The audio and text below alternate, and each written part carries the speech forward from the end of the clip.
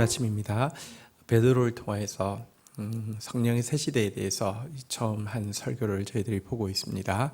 말씀이 우리에게 성령의 시대에 대해서 이해하게 하고 또 누리게 하고 더 사모하게 하는 그런 시간 되기를 기대합니다. 사도행전 2장 34절에서 41절 말씀 보도록 하겠습니다. 다윗이 하늘에 올라가지 못하였으나 친히 말하여 이르되 주께서 내 주에게 말하시기를 내가 내 원수로 내 발등상이 되게 하기까지 너는 내 우편에 앉아 있으라 하셨도다 하였으니. 자, 요엘의 예언과 또 이제 이 다윗의 그 예언을 앞에서 다루고 있었습니다. 성령의 시대가 이제 임재할 것이다. 그리고 예수 그리스도께서 바로 그 성령을 부어주시는 메시아시다. 이것에 대해서 인용했던 베드로는 이제 마지막으로 그 예수 그리스도가 이 구원과 심판의 주인이심을 선언하는 내용을 이제 예언을 인용함으로 설명하고 있습니다. 다윗의 예언 내용인데요. 다윗은 하늘 위 천상에 올라가서 본 것은 아니지만 성령으로 말미암아 이것에 대해서 예언하게 되었는데요. 여기 주께서 내 주에게 말씀하시기를 할 때 여기 앞에 나오는 주는 성부 하나님 여호와 하나님을 이야기하고 두 번째 나오는 내 주라고 증되어진 분은 성자 예수님을 이야기하는데요. 하나님께서 예수님에게 무엇이라고 말씀하십니까? 내가 너의 원수로 너의 발 등상이 되게 하기까지, 그분이 원수를 발로 짓밟을 때까지 우편에 앉아 있으라 이렇게 말씀하셨다는 것입니다. 여기 하나님 우편에 앉아 있다는 것은 하나님과 함께 심판주로서 이렇게 서신다는 것을 의미하는 것입니다. 그들이 십자가에 못 박아 죽였던 예수 그리스도, 그러나 부활하신 예수 그리스도는 이제 하나님 우편에서 심판의 주로 또 구원의 주로 주와 함께 계신다라고 지금 이제 다윗의 예언을 인용하여서 선포하고 있는 내용이죠. 36절 그런즉 이스라엘 온 집은 확실히 알지니 너희가 십자가에 못 박은 이 예수를 하나님이 주와 그리스도가 되게 하셨느니라. 그들이 십자가에 못 박아 죽인 바로 이분이 주님이십니다. 그리고 그리스도이십니다. 심판의 주님이시고요. 그리고 구원의 메시아이시다고 명백하게 선언하고 있습니다. 어쨌든 성령께서 임하시자 베드로가에게 나타난 첫 번째 정확한 표출은 지혜의 말씀, 지식의 말씀이 임하여서 그동안 하나님께서 이제 그 구약을 통하여서 주셨던 내용, 그리고 또 예수 그리스도를 통하여서 깨달은 내용들이 그를 통하여서 명확하게 이제 계시되어지고 또 가르쳐지고 있는 이것을 통하여서 드러나고 있는 것입니다. 그리고 그가 예언한 바 이제 설교한 바대로 요엘의 예언 또 이 다윗의 예언을 통하여서 성령의 시대, 그리고 메시아 예수, 그리고 그분의 심판주 되심이 명확하게 드러나고 있는 것입니다. 자, 이 설교 앞에서 어떤 반응이 있었습니까? 37절입니다. 그들이 이 말을 듣고 마음에 찔려 베드로와 다른 사도들에게 물어 이르되 형제들아 우리가 어찌할꼬 하거늘. 자, 이 말씀 앞에서 이들은 이제 반응을 보이고 있습니다. 먼저 마음에 찔렸고요. 여러분들 말씀이 좌우의 날성검처럼 예리하게 찾아오는데 어떤 마음은 화인 맞은 마음이어서 불도장을 찍어서 살이 딱딱해져서 돌처럼 된 마음이어서 헤집고 들어갈 수 없는 마음이 있는가 하면 이 사람들은 말씀 앞에서 마음이 찔렸습니다. 그리고는 이렇게 고백합니다. 우리가 어찌할꼬. 여러분 앞에서 우리가 본 바대로 바리새인들과 지도자들은 저들을 어찌할까 이렇게 말씀 앞에서 자기를 돌아보는 것이 아니라 말씀을 전하는 베드로와 또 예수의 제자들을 어떻게 없앨까 이렇게 논의했는데요. 이들은 우리가 어찌할꼬라고 하면서 그 말씀을 자기가 받아들이고 있는 모습을 보게 됩니다. 말씀 앞에서 찔림 받는 것이 행복이고요. 말씀 앞에서 우리가 어찌할꼬라고 탄식하는 것이 여러분들 행복입니다. 그런 저와 여러분들 되기를 주의 이름으로 축원드립니다. 이 같은 그들의 탄식 앞에서 베드로는 이렇게 길을 제시합니다. 38절 베드로가 이르되 너희가 회개하여 각각 예수의 이름으로 세례를 받고 죄사함을 받으라.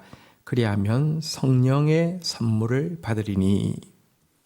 자, 이들의 탄식 앞에서 베드로는 구원의 길을 명확히 제시하고 있습니다. 회개하고 주 예수의 이름으로 세례를 받으라. 여러분, 회개가 참 중요합니다. 그러나 회개로 끝나서는 안 됩니다. 여러분들, 우리가 참회할 수 있고 후회할 수 있지만, 그래서 우리 마음이 잠시 깨끗해질 수 있지만 그대로 두면은요, 나갔던 귀신이 7배나 들어온다고 성경은 이야기하고 있습니다. 회개하고 빈 마음에 예수 그리스도가 주인이 되어서 들어오셔야 합니다. 우리 마음이 이렇게 들어온 것들을 비워내고 나서는요, 다시 들어온 것이 들어오지 못하도록, 예를 들면 들어온 물이 있었는데요, 내가 비워내고 씻고 나서는요, 거기에다가 물보다 훨씬 더 무거운 금이 막 들어와 있다고 하면 그 위에다가 아무리 들어온 물을 부어도 여러분들 이 컵을 금이 차지하고 있다고 하면 더 이상 컵을 오염시킬 수가 없지 않습니까? 이렇게 회개하고 예수를 주로 받아야 합니다. 세례란 내가 죽고 예수가 산다는 것이죠. 물에 들어가는 것은 죽는 것을, 물로부터 끌어 나오는 것은 사는 것을 이야기하는데, 나는 죽고 예수로 사는 사람, 그러니까 회개하고 예수를 주로 모시라는 것입니다. 그런데 그가 제시하는 구원은 이것이 끝이 아니합니다.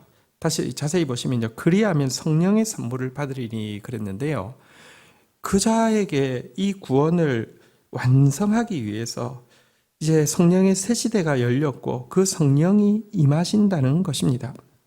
여러분, 성령이야말로 구원에 대한 가장 확실한 증표이며 우리 안에서 하나님의 구원을 이루는 능력, 이 세상 가운데 하나님의 나라를 이루는 가장 놀라운 능력이 되시는 분이신데요, 회개하고 예수를 주로 모신 자에게 성령이 임하는 새 시대가 열렸다라고 이야기하면서요, 39절 이 약속은 너희와 너희 자녀와 모든 먼데 사람 곧 주 우리 하나님이 얼마든지 부르시는 자들에게 하신 것이라 라고 이야기하면서, 이 약속은 이제 소수의 어떤 특별한 사람이 아니라 모든 사람, 너희와 너희 자녀와 모든 먼데 사람, 세대와 민족과 학벌과 배경 이런 것들을 다 초월하여서 예수를 주로 고백하며 진실로 참여하는 모든 자에게 이렇게 유효한 것이다 라고 선언하고 있습니다. 성령의 새 시대가 활짝 열렸음을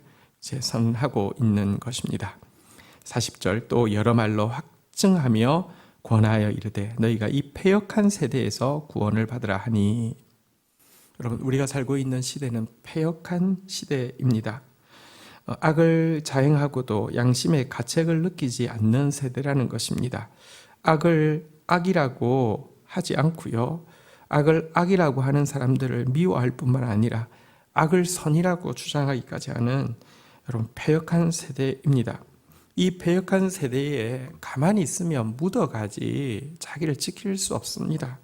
패역한 세대에서 구원을 받아야 합니다. 예수를 주로 모셔야 하고요, 참여해야 하고요, 그리고 성령으로 충만해져야 합니다. 자, 이 베드로의 첫 설교 앞에서 3,000명이 구원을 받게 되었다 이렇게 이야기하고 있습니다. 어떻습니까? 예수님은 사실은 십자가에 돌아가실 때만 해도 그의 복음, 하나님의 뜻대로 사시는 삶과 또 그가 전한 하나님 나라의 복음은, 그리고 이 나라에 들어갈 수 있는 길인 회개와 성령의 이 복음은 끝난 것처럼 보였지만, 여러분, 예수 그리스도께서 뿌리신 생명의 씨앗이 때가 되매 베드로라는 가장 약한 도구를 통하여서 선포되어진 말씀을 통하여서 이렇게 하루에 3,000명이나 회개하고 돌아오는 역사가 일어나게 되었다는 것입니다. 진리대로 뿌린 것은 절대로 헛되지 않습니다. 반드시 때가 되면 거둡니다. 오늘 이 말씀 붙잡고 오늘도 묵상하면서 살아내는 하루가 되기를 축복합니다. 주신 말씀 붙잡고 제가 기도하며 나가도록 하겠습니다. 예수 그리스도시여, 심판의 주가 되시고 구원의 주가 되셔서 지금도 하나님 보좌 우편에 앉아 계시며 반드시 모든 원수들을 발 아래에 짓밟으실 왕이심을 고백합니다.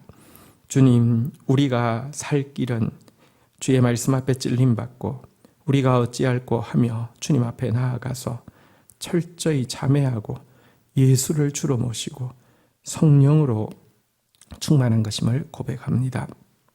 주여, 성령의 새 시대를 열어주셔서 감사하고 저희들이 성령으로 충만하여서 주님이 약속하신 구원을 개인적으로 경험할 뿐 아니라 온 세계 가운데 확산시킬 수 있도록 은총을 베풀어 주시옵소서. 참으로 패역한 세대를 살아가고 있습니다. 이 세대를 본받는 자가 아니라 이 세대를 변화시키는 자로 살아갈 수 있도록 오늘도 성령으로 충만케 하여 주시옵소서. 진리는 결코 무너지지 아니하며 하늘의 미랄이 썩어지면 반드시 30배, 60배, 100배, 3000배의 열매를 맺는 것을 믿고 오늘도 진리를 위해서 살아가는 저희들 되어지게 인도하여 주옵소서. 예수 그리스도의 이름으로 기도 올립니다. 아멘.